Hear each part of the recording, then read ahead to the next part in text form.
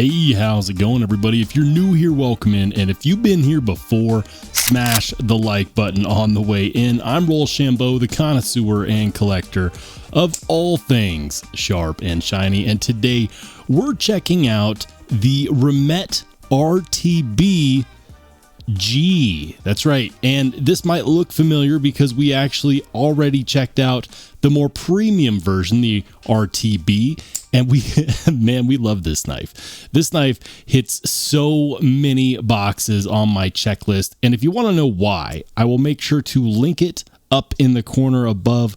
But before you check out that video, hang around because this one is also impressive, but for a couple different reasons. This is the less expensive version. For reference, this is a $200 knife, or just about. I want to say it's about 195, 198 bucks, somewhere around that range.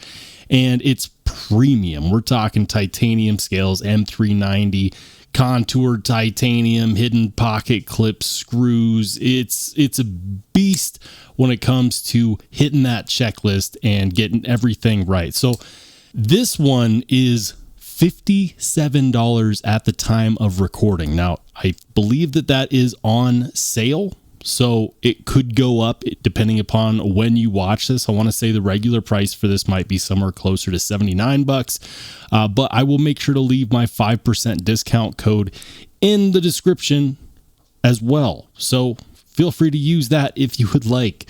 I'm excited about this one because all the time people talk to me about, oh, you know, like that's nice, but it's too expensive. It's too expensive. It's too much money, Rollshambo. In this economy, I got to pay for eggs and groceries and whatnot. Show me something that is affordable and quality. And that makes a knife like this very exciting because this has a lot of premium features at a very affordable price range. So right now it's on sale, 57 bucks. What does your 57 hard-earned dollars get you? Let's talk about it. I'm going to pop a graphic up on the screen. Overall length is about 7 inches or just shy of, and the blade itself is going to be just shy of 3 inches. They say that it comes in at 2.8, and that is made entirely of 14C28 end. These handle scales are contoured G10, and man, they did a really nice job on here. It's got steel liners, black G10 backspacer, hidden lanyard post, and yes, that's right, they did in fact keep the titanium toothpick. I'm going to tell you right now, this has so many more uses than picking your teeth. And I mean that. I've used it to undo knots in my shoelaces. I've used it to clean out hard to reach spots on other knives. It's crazy how many uses you can find for that. Or if you just don't like it, you can actually leave it and forget that it's there. Now, unlike the more premium version, this is in fact a liner lock, and lockup's going to be coming in somewhere around 25%. And that leaves you with a perfect lockup and lockout. There's no wiggle, there's no jiggle. And how about that action? Man, I'm going to say this, okay? Hot take, the action on the budget version is better than it is on the premium version. Let me show you what I'm talking about, okay? So disengage, right? Guillotine. That is very, very smooth. Now, if you were to check that against the premium version, which is a frame lock, disengage, and you have to kind of wiggle it. It's still smooth. It still drops with a little bit of encouragement. It feels really premium, but it doesn't feel as good as it does on the liner lock. Now, that could be for a couple different reasons.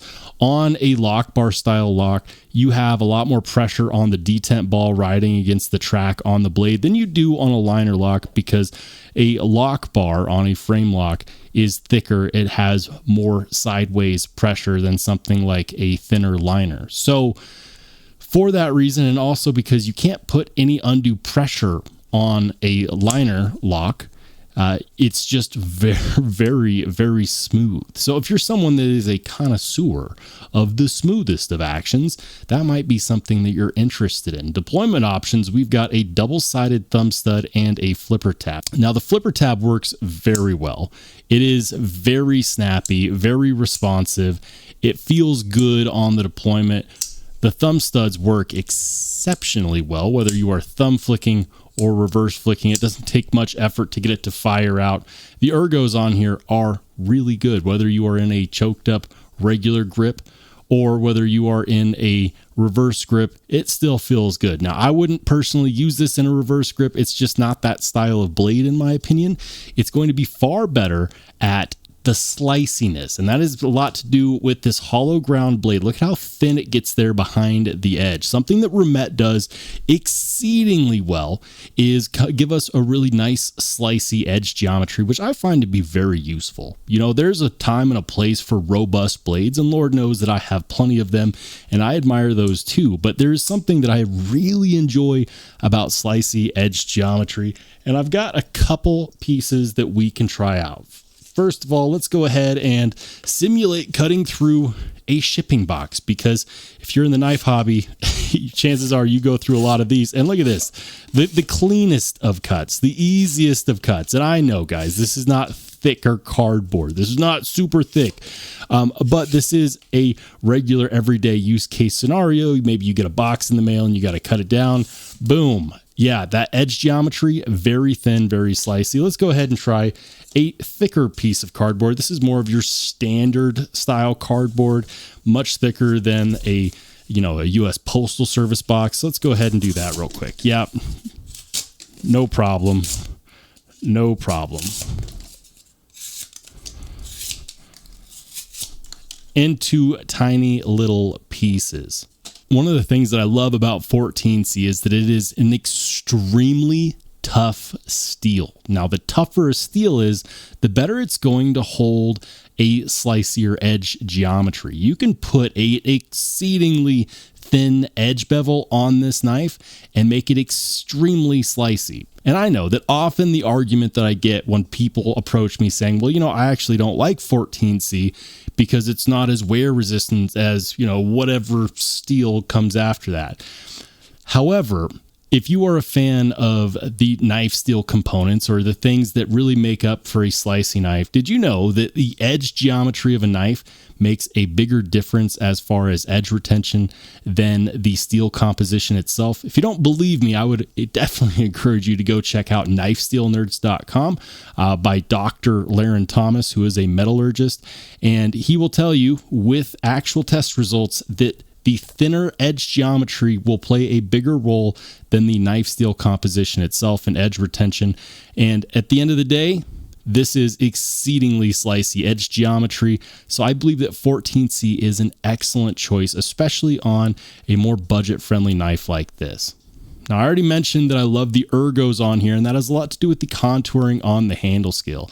Look at the radius that happens between the handle scales. That is fantastic. See how it rounds out? Moving on to the pocket clip. This is not a super impressive pocket clip, and on a budget knife, I don't expect it to win any beauty pageants, but I do expect it to work well and also not interrupt the ergos of the knife. And let's see how well they achieve that. We've got flattened, recessed screws and clip, and it is in fact deep carry, and because of that recession and because we don't have the dome head screws, we're going to get plenty of headroom when moving it in and out of the pocket. This is a one-hand job. You don't need to do the whole thing where you hold the pocket and pop this in. One hand in, one hand out, no muss, no fuss. Plenty of spring here in this pocket clip too. That give is important because it allows you to move this past thicker material like double thick jeans or Carhartt pants or, whatever. Again, it's not as pretty to look at as the titanium version with the hidden pocket clip screw. It's not 3D milled titanium. But again, at this price point, I don't expect it to be. And I think that it functions well. And you also don't feel it in the hand. Great job. Great job.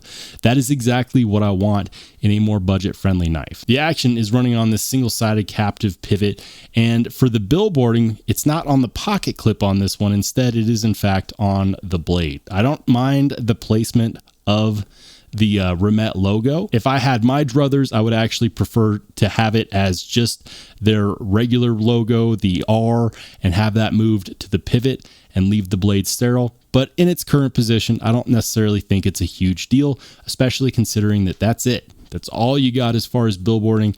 Not bad at all. For the hardware, that is in fact T8 hardware all the way around. T8 on the body screws, T8 on the pocket clip screws, and T8 on the pivot. So let's go over the checklist that I look at for a budget-friendly knife. Good ergos, check. Good edge geometry, check.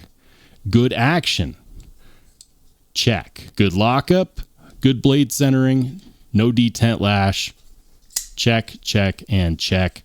T8 hardware, that's a bonus, also check. This is a great budget knife, guys. And one of the things that I love about budget-friendly knives is they tend to be the workhorses of our collection. They tend to be the ones we pick up to do the dirty work, to cut the things that we don't want to cut with our $500, $600, $700 knives in our collection or our Safe Queens. These are the ones that you turn to when you want to get work done and you're gonna get a little bit dirty. They're the ones that you throw in your pocket on a hard work day because you know that if you do lose it, you're not going to sweat any bullets when it comes time to replace it. So the only question I have left to ask is, what do you think of the new Remette RTB-G?